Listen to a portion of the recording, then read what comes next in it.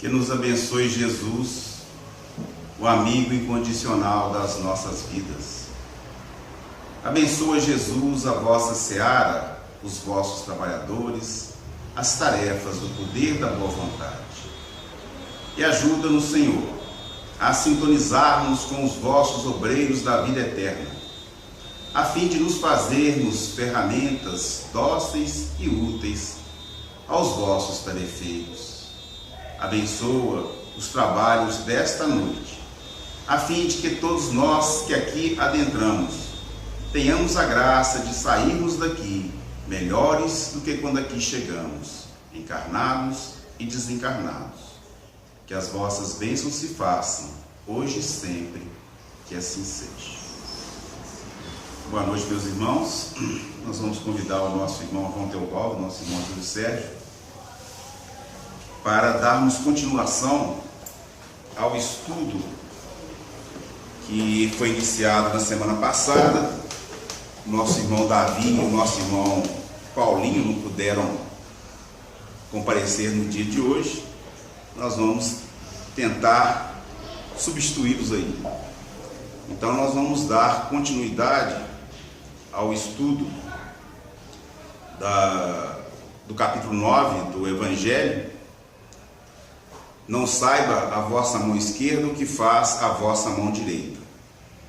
Então, nós vamos falar hoje sobre a beneficência.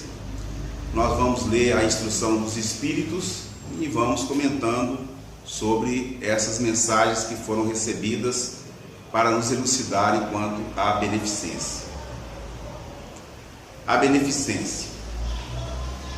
A beneficência, meus amigos, dar-vos-á nesse mundo os mais puros e suaves deleites, as alegrias do coração que nem o remorso, nem a indiferença perturbam. Ó, pudesseis compreender tudo o que de grande e de agradável encerra a generosidade das almas belas, sentimento que faz olha a criatura às outras como olha a si mesma e se dispa, jubilosa, para vestir o seu irmão. Pudesseis, meus amigos, ter por única ocupação tornar felizes os outros. Quais as festas mundanas que poderíeis comparar às que celebrais quando, como representantes da divindade, levais a alegria a essas famílias que da vida apenas conhecem as vicissitudes e as amarguras? Quando vedes nelas os semblantes macerados refulgirem subitamente de esperança, porque, faltos de pão, os desgraçados ouviam seus filhinhos, ignorantes de que viver é sofrer, gritando repetidamente a chorar estas palavras que, como agudo punhal, se lhes enterrava nos corações maternos. Estou com fome. Ó, compreendei quão deliciosas são as impressões que recebe aquele que vê renascer a alegria onde, um momento antes, só havia desespero. Compreendei as obrigações que tendes para com os vossos irmãos. Ide ao encontro do infortúnio. Ide em socorro, sobretudo, das misérias ocultas, por serem as mais dolorosas. Ide, meus bem-amados, e tende em mente estas palavras do Salvador. Quando vestirdes a um destes pequeninos, lembrai-vos de que é a mim que o fazeis. Caridade, sublime palavra que sintetiza todas as virtudes. És tu que hás de conduzir os povos à felicidade.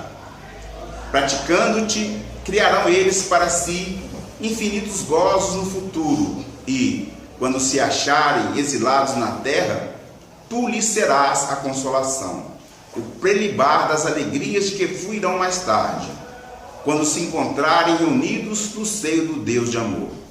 Foste tu, virtude divina, que me proporcionaste os únicos momentos de satisfação de que gozei na terra.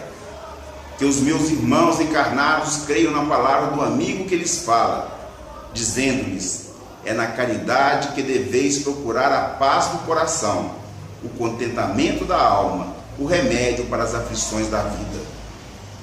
Ó, quando estiverdes a ponto de acusar a Deus, lançai um olhar para baixo de vós, vede que de misérias a aliviar, que de pobres crianças sem família, que de velhos sem qualquer mão amiga que os ampare e lhes feche os olhos, quando a morte os reclame.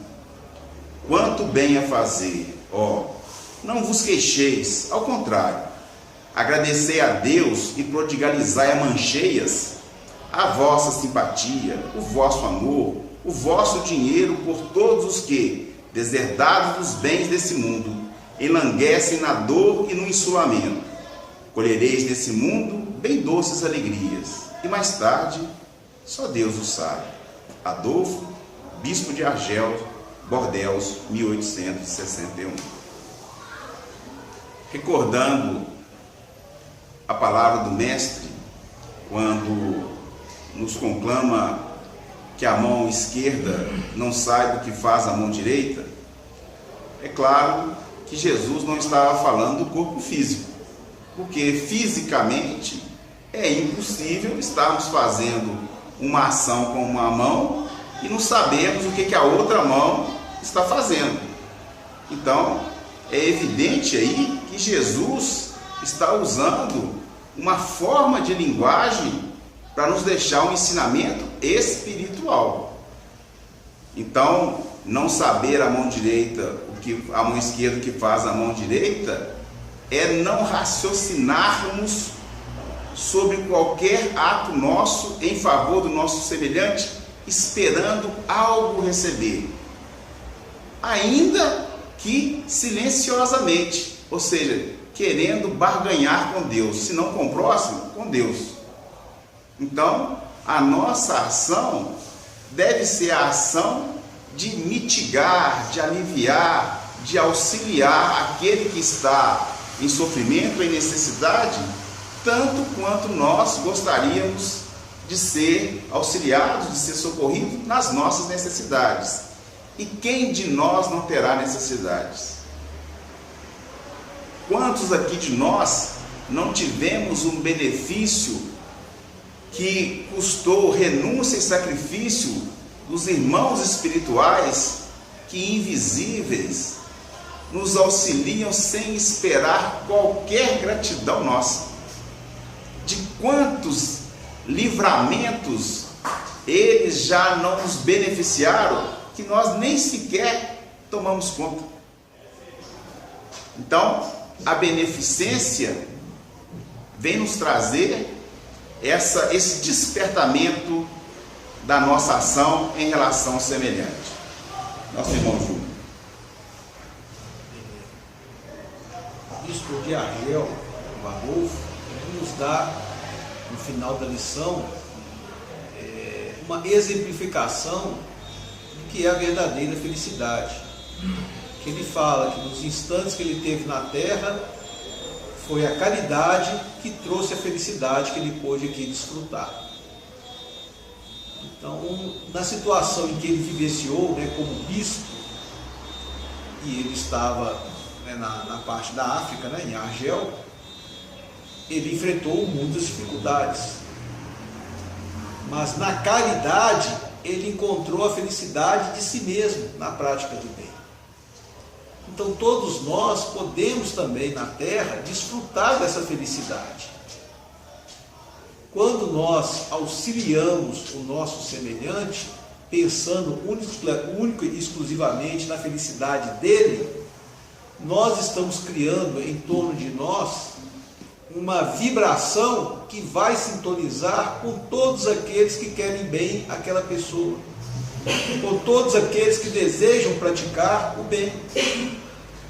Olha, se nós sabemos que o pensamento no bem nos faz aproximar dos espíritos felizes, quanto nós mais conseguimos sintonizar no bem, mais próximo da sintonização com os espíritos felizes nós estamos. É aquele exemplo, na terra, se nós estamos querendo desfrutar um pouco de paz, nós vamos querer morar próximo de um lugar que tem todo dia um sambão, um show de rock, um show de heavy metal, né? Nada contra a música, estou só falando do tom, ou vamos querer morar perto de num local onde tem canto de pássaros, onde tem som de riachos, onde as pessoas são mais tranquilas, conversam em voz mais baixa. Não é uma escolha nossa? Então, se nós estamos querendo ser felizes, vamos levar a felicidade para o nosso semelhante. Adolfo, bispo de Argel, e é importante que a gente possa ter um conhecimento. Ele é da Igreja Católica, um sacerdote da Igreja Católica, um francês, que ficou órfão com 11 anos de idade. Então a gente já começa a imaginar que não foi um início de reencarnação fácil, com muitas dificuldades. E quando ainda jovem, consegue ingressar na igreja e falava com muita iluminação. E ouvindo as suas prédicas, uma senhora que gostava muito das prédicas dele, uma viúva, que deixou como herança para ele os recursos materiais que tinha. E ele começa ali, já a utilizar esses recursos a benefício do seu semelhante. Então, beneficência ele pode falar, porque quem era órfão e não tinha nada, ao receber materialmente, pensa primeiro naquele que ele considerava com menos do que ele, e para distribuir isso, pode falar de beneficência, ou não pode? Boa noite, meus irmãos. Que Jesus abençoe a nossa palavra. Quando se fala em caridade, nós destacamos duas caridades: a caridade material, dada aquilo que nós temos, e a caridade moral, dada aquilo que nós somos. E a caridade moral realmente é mais difícil. E essa lição, ela fala uma coisa importantíssima, que eu estava observando ao longo da leitura, que ela fala da alegria que a gente sentir quando nós fazemos o bem.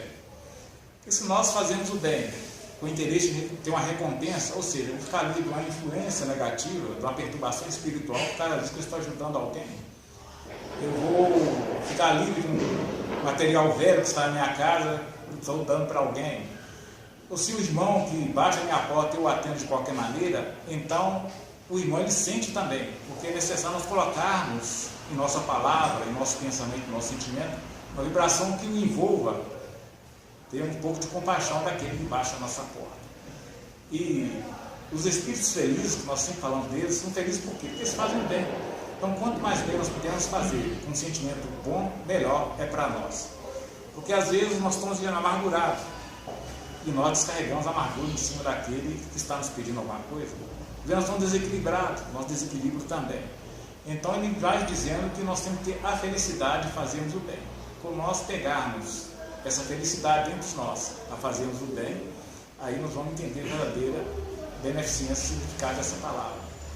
Porque se a gente observar, às vezes fala assim, nossa, eu dei algo a alguém e a pessoa é mal agradecida, porque a pessoa já sentiu que de nós saiu uma vibração ruim que o envolveu. Então a pessoa sai, de uma certa forma, meio desanimada, e às vezes, ao ingerir aquele alimento, você se sente até mal, porque ela sai amargurada, ela está com um problema, e a gente descarrega em cima da pessoa. É por isso que a gente vê que a beneficência é uma coisa muito difícil nós ainda praticarmos, nos dera desse sentido da palavra, dentro da lição que foi dita neste momento. Nós vamos dar prosseguimento fazendo a leitura de outra instrução dos Espíritos, no mesmo capítulo, essa trazida por São Vicente de Paulo. Sede bons e caridosos, essa a chave dos céus, chave que tendes em vossas mãos. Toda a eterna felicidade se contém neste preceito: amai-vos uns aos outros. Não pode a alma elevar-se às altas regiões espirituais, senão pelo devotamento ao próximo. Somente nos arroubos da caridade encontra ela ventura e consolação. Sede bons, amparai os vossos irmãos, deixai de lado a horrenda chaga do egoísmo. Cumprido esse dever, abrir-se-vos-á o caminho da felicidade eterna. Ademais, qual dentre vós ainda não sentiu o coração pulsar de júbilo, de íntima alegria, a narrativa de um ato de bela dedicação, de uma obra verdadeiramente caridosa? Se unicamente buscasseis a volúpia que uma ação boa proporciona, conservar-vos-íeis sempre na senda do progresso espiritual. Não vos faltam os exemplos, rara é apenas a boa vontade. Notai que a vossa história guarda piedosa lembrança de uma multidão de homens de bem. Não vos disse Jesus tudo o que concerne às virtudes da caridade e do amor? Por que desprezar os seus ensinamentos divinos? Por que fechar o ouvido às suas divinas palavras, o coração a todos os seus bondosos preceitos? Quisera eu que dispensassem mais interesse, mais fé às leituras evangélicas. Desprezam, porém, esse livro. Consideram-no um repositário de palavras ocas, uma carta fechada. Deixam no esquecimento esse código admirável. Vossos males provêm todos do abandono voluntário a que votais esse resumo das leis divinas. Lede-lhe as páginas cintilantes do devotamento de Jesus e meditai-as. Homens fortes, armai-vos. Homens fracos, fazei da vossa brandura, da vossa fé, as vossas armas. Sede mais persuasivos, mais constantes na propagação da vossa nova doutrina. Apenas encorajamento é o que vos vimos dar. Apenas para vos estimularmos o zelo e as virtudes é que Deus permite nos manifestemos a vós outros.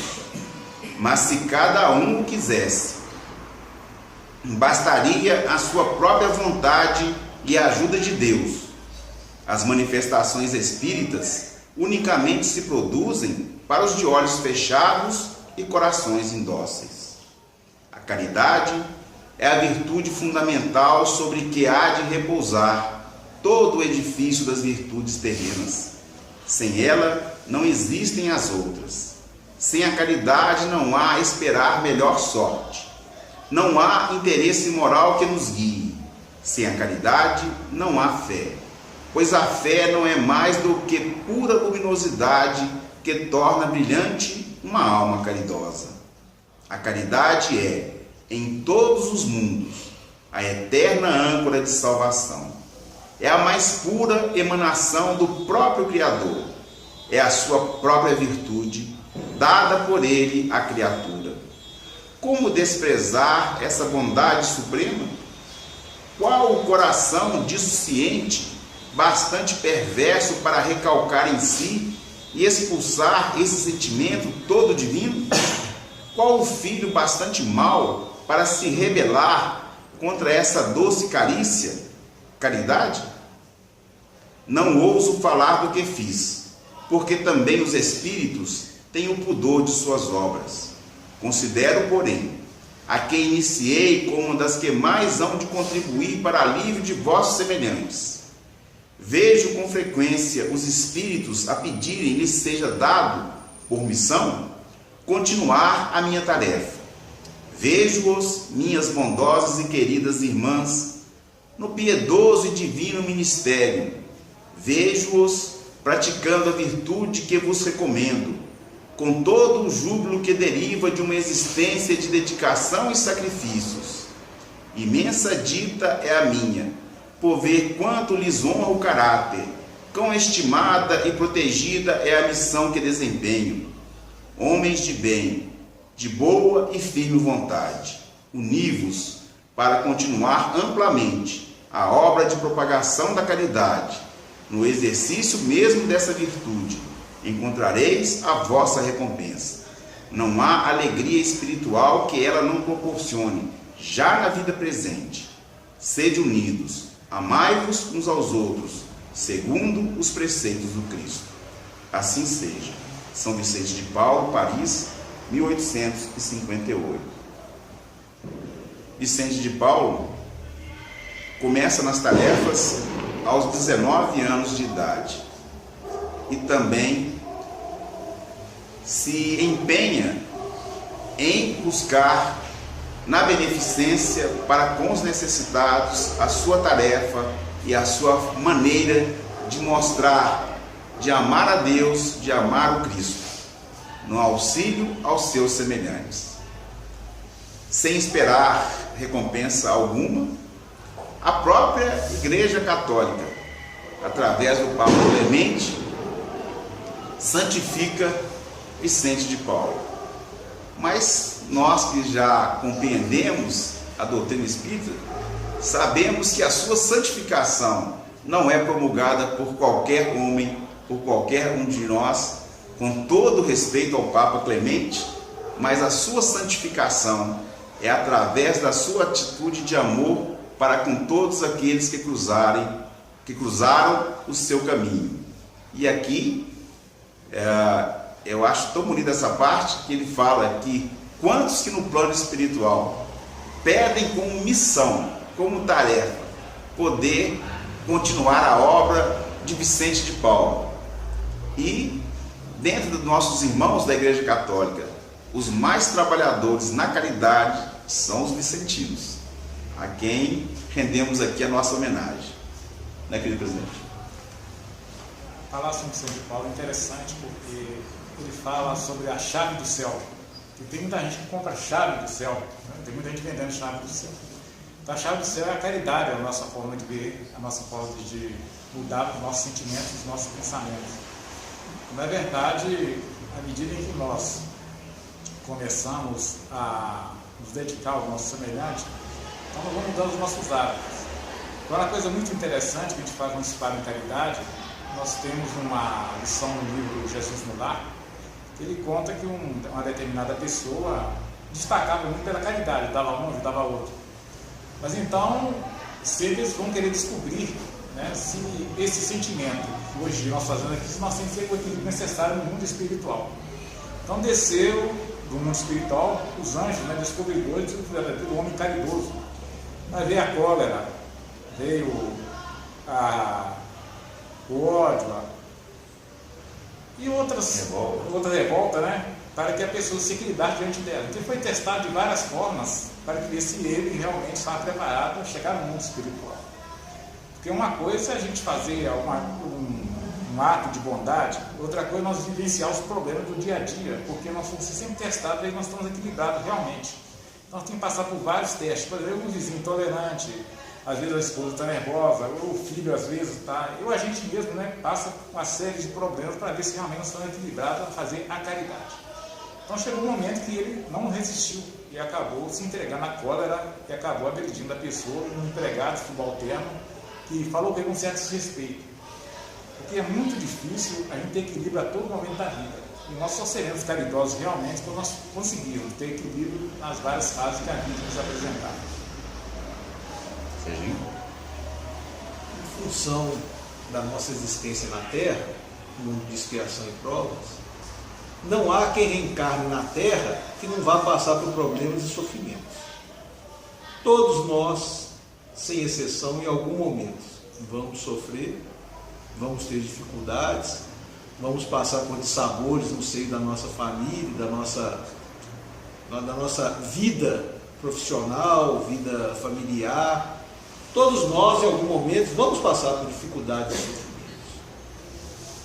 Na prática da caridade, nós erguemos a nosso favor um escudo a beneficiar nosso campo mental nos momentos da nossa dificuldade.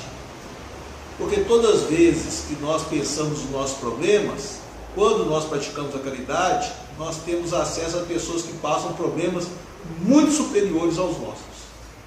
E, no entanto, nós vamos encontrar ali pessoas que, apesar da necessidade material, eles já têm dentro do próprio coração um consolo tão grande que nós damos o material e recebemos dele a força, o exemplo de fé, o exemplo de dedicação para suplantar os nossos problemas. E isso já aconteceu por diversas vezes com muitas pessoas. Eu não vou citar o nome, que é uma atriz muito famosa, internacional, mas ela estava vivenciando problemas de depressão profunda, com pensamentos, inclusive, de tirar a própria vida.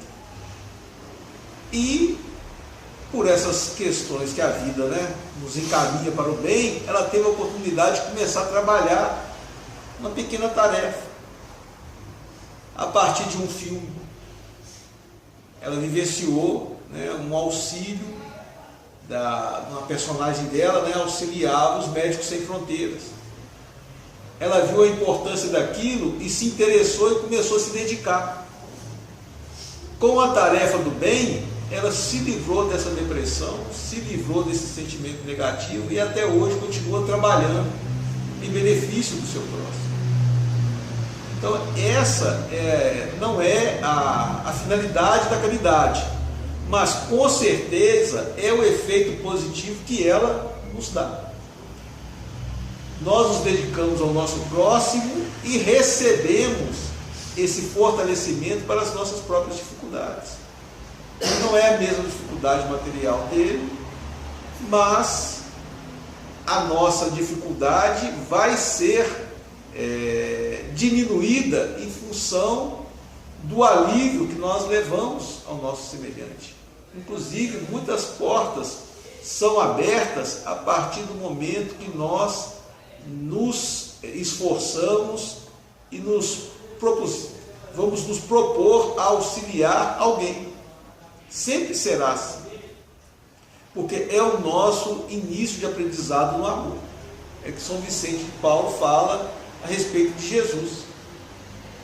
Jesus já era a perfeição, mas ele veio até nós, espíritos imperfeitos, nos ensinar o caminho da perfeição. E qual foi o caminho que ele nos deu? Amar a Deus sobre todas as coisas, amar o próximo como a si mesmo. Não existe outra forma de alcançarmos a perfeição.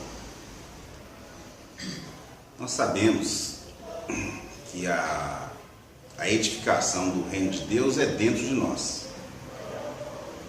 Mas nós começamos a edificar esse reino inicialmente na prática da caridade ao semelhante que cruza o nosso caminho.